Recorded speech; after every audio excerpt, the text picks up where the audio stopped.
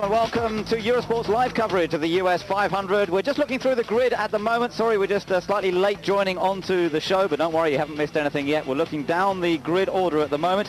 Now you can see some of the top names slightly further down the grid than we would have expected. Once this is run through, we'll go through it with you once again to make sure you know exactly where everybody's starting. Jeremy, it's a beautiful day here. A little bit of cloud cover though, and I think that's a bit of respite for the drivers, isn't it? Yeah, just the last hour or so really, Ben, the cloud cover has started to come in a little bit. It's awfully humid here. It's very, very hot, well over 90 degrees Fahrenheit, and very high humidity as well. So it's going to be a long day for these cars and the engines and, of course, the drivers. Well, there we are, down to the final row. We're just looking at the analysis of this race. Look at that, the pit window between 30 and 35 laps between pit stops. That means around 7 pit stops. It's a long race, this one. Prepare to sit down and enjoy a good evening's entertainment, hopefully. Yeah, it's interesting. In the past, they've done this race in as few as 5 pit stops. With the change of the regulations this year, we've got to be probably a couple more pit stops during the course of this 250-mile race.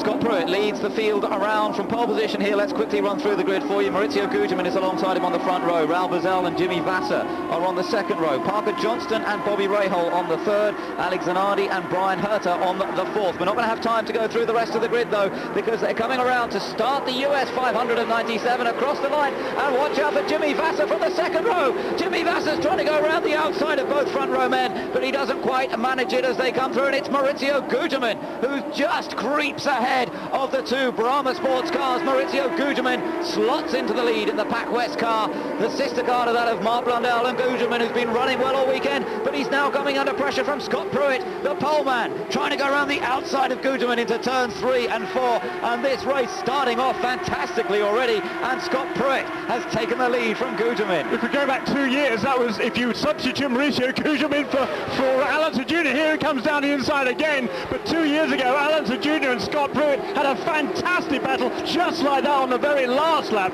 So in 250 laps time, I don't know whether we have any voices left, Ben, but I hope we'll have if the racing carries on like this, it's going to be a fantastic afternoon. We've got someone in the pits. It's Christian Fittipaldi already into the pits. He's having a tyre change now. Some major disaster must have befallen the Brazilian, because he's now back out but already into the pits very early on indeed for Fittipaldi. Must have picked up a puncture there, and he's just trying to get out on the lead lap, but I don't think he's going to manage it. He will be a lap down as he comes back out. There he is. You just see him rejoining. The leaders have gone past, and it's Maurizio Gugelmin who leads from Scott Pruett in second. Raul Boesel is third. Parker Johnston running well in fourth position. You ride with Bobby Rahal down in 7th place at the moment.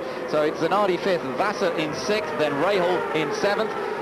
Behind him is Gilles de Ferran. He just caught a glimpse. There's Mark Blundell, and he's involved in quite a good little tussle.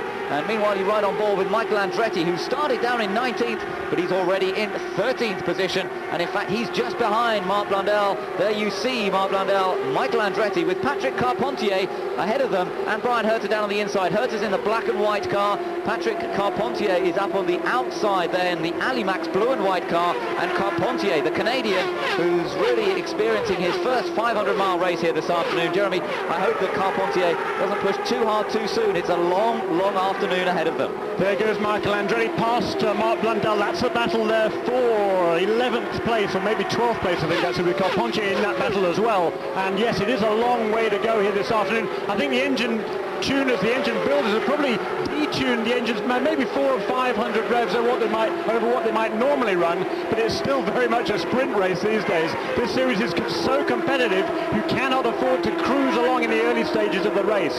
Not at all. They were talking about that yesterday in the press conference. As you see Carpentier there on the inside, that's on the inside of Andre Ribeiro. Ribeiro running in 9th position at the moment, and Carpentier definitely one to watch so far. He started in 12th place, but already putting the pressure on Andre Ribeiro, and the Canadian now picking up the slipstream, dropping down onto the inside line. And watch out for the drivers using quite a variety of different lines around the corners here at Michigan. It's a very wide track, quite steeply banked as well, and remember, they're averaging speeds of around 230 miles per hour around this racetrack. It really is incredibly fast. Andretti, meanwhile, now down on the inside, trying to get past Patrick Carpentier. Michael Andretti, who's won here in the past, but there he doesn't quite manage to squeeze past Patrick Carpentier. Gugelmin leads after 5 laps. from Pruitt, Bozell and Johnston in 4th place, with Zanardi and Vassar in the 2 Ganassi cars next up. We remain on board with Michael Andretti, and look at this little gaggle of cars now right together as Michael Andretti tries to go for the far inside and goes past. He gets past Carpentier in a nice clean manoeuvre, and also past De Ferran in the same go. Well, he's flying, isn't he, Michael Andretti? Yesterday, he's been quick all weekend with that Swift. He's generally been fastest of the Goodyear contenders, definitely in practice and qualifying. Faster and Tars seem to have the upper hand here. But, there goes Patrick Carpentier around the outside of Gilles de Ferran. I wonder whether Gilles de Ferran had a problem there. Maybe not. Maybe that was just a slipstream. You do get tremendous draft here on the straightaways, and there goes Patrick Carpentier flying past Gilles de Ferran. But back to that Tars situation, and Michael Andretti has been fast all the time, but for some reason in qualifying, the Ford Positive engine just was down on boost for some reason. He's struggled a lot farther back than he should be, and now he's beginning to make his move back toward the front. So Andretti on the charge. Meanwhile, we're still focusing on the top rookie this year so far, Patrick Carpentier. He's scored some 27 points in the Rookie Championship, mainly down to his 2nd place on another oval track. That was the new oval, the St. Louis Gateway track, where Carpentier drove an absolutely storming race. There's been a little bit of dissension in the camp recently about his performances on the road tracks and street courses, where he's been a little disappointed with the performance of the car, and the team a little disappointed with his feedback. But once they're onto the oval tracks again, and here at Michigan, Tom Brown, the director of the Bettenhausen team and also top engineer, very much at home in setting the car up for this type of track. Yeah, and doing a fine job already in the early stage of this race. His first ever race on this sort of racetrack, this super speedway tracks. There is on board again with Michael Andretti, going to turn 3. They're absolutely flat to the floor, around about 240 miles an hour. Just inches the car left, just breathes the car left into that corner. Flat out again. It's flat all the way around this 2-mile super speedway. There goes Michael Andretti, 8th place. Now he's made up 11 places already, Ben.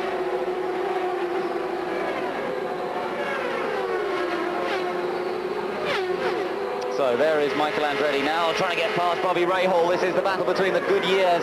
They've both got Goodyear tyres on, and Michael Andretti slots down the inside. Bobby Rahal knows that it's not the time to fight if a car's going that quickly. In this early stage of a 500-mile race, you do not battle that hard, because you've got to see what happens later in the race. I had a quick word with Mario Andretti this morning, Jeremy, and Mario was he was quite concerned about how far down the grid Michael was starting, particularly from the point of view that once you're down that far on the grid, you tend to get into the dirty air of so many cars, and it can be quite difficult to make up places.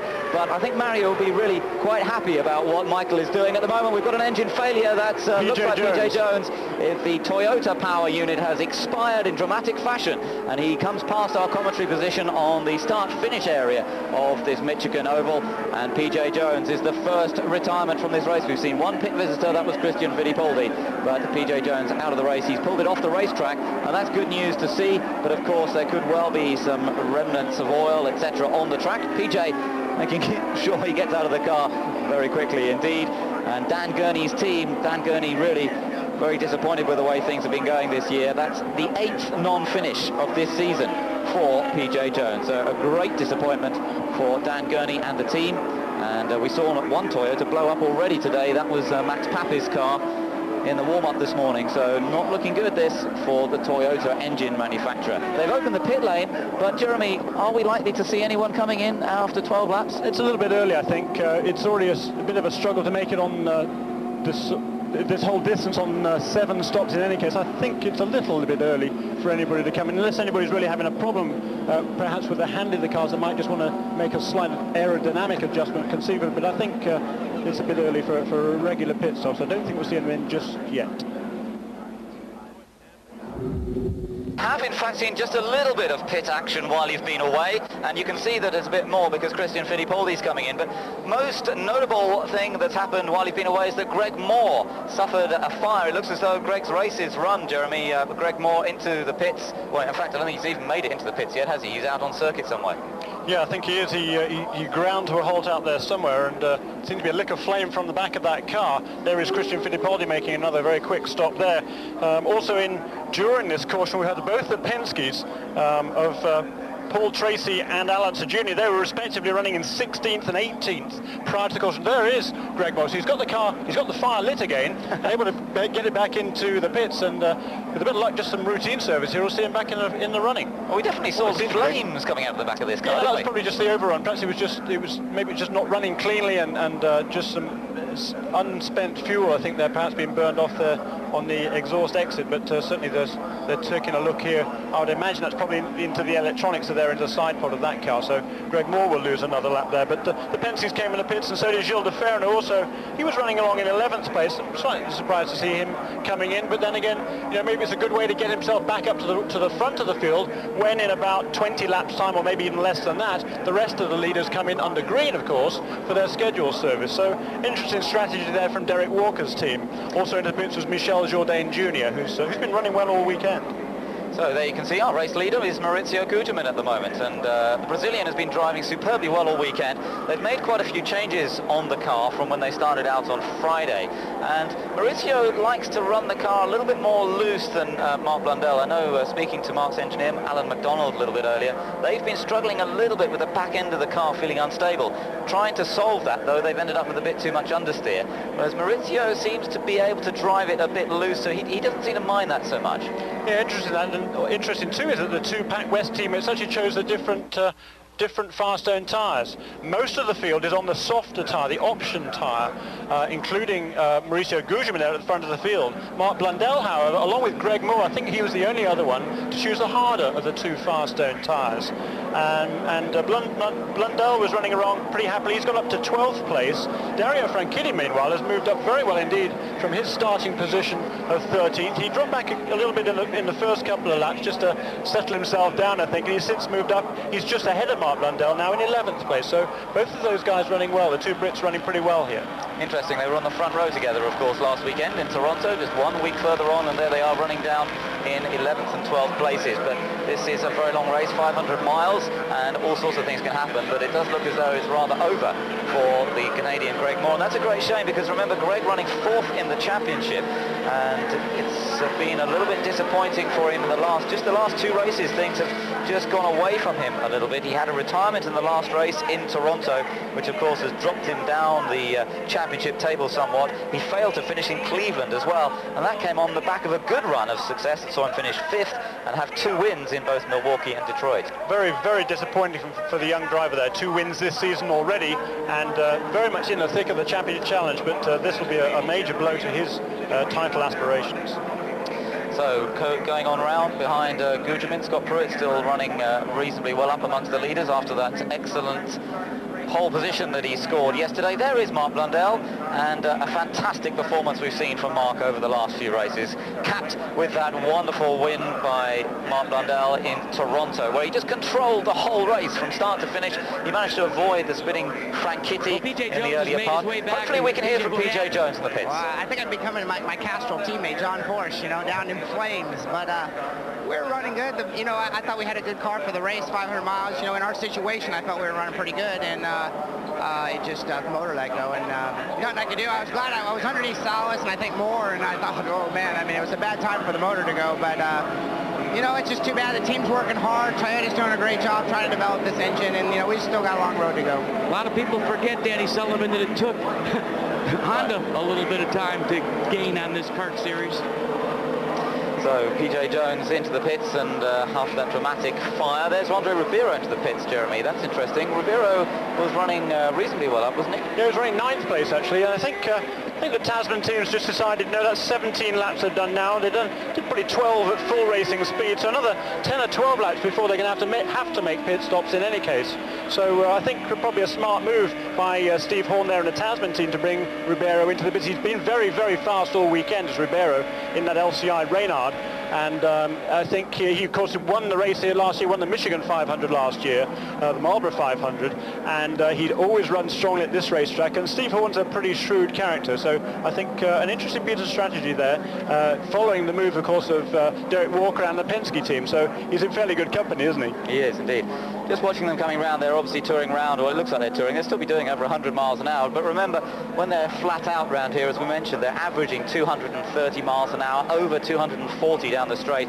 I took the opportunity just the other day to stand up by the grandstand, up by the fence there, and I tell you what, it is actually frightening. It is actually frightening to stand next to the wall.